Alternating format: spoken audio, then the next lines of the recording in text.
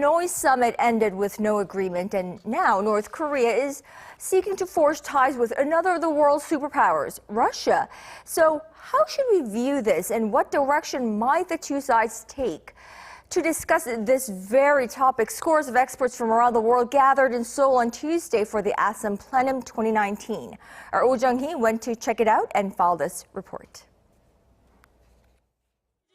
International experts analyze that North Korean leader Kim Jong-un, through his summit with Russian President Vladimir Putin, wants to relieve the regime's political isolation and economic difficulties while pressing the U.S.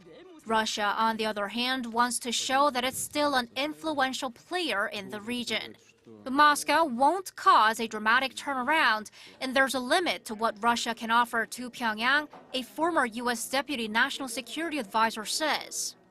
I would be surprised if Russia dramatically broke with the UN sanctions, for example, or really took a very significant new turn in its direction. I think it's simply a reminder to everyone that Russia is still a player in East Asia. Pundits say the upcoming Pyongyang-Moscow summit is one of many tactics North Korea can use to gain the upper hand when it comes to nuclear negotiations.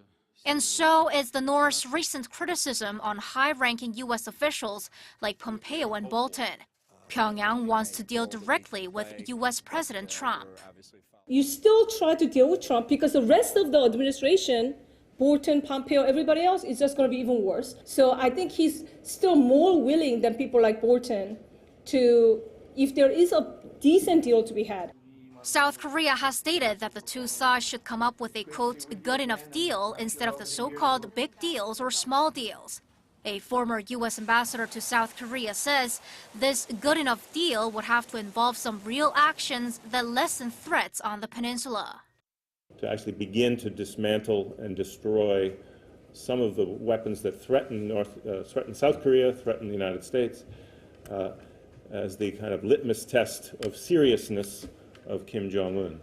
Real steps in that direction, for me, would be enough to offer some limited reduction in the sanctions. And moving forward, analysts agree that having another inter-Korean summit wouldn't help much in providing a momentum to nuclear negotiations.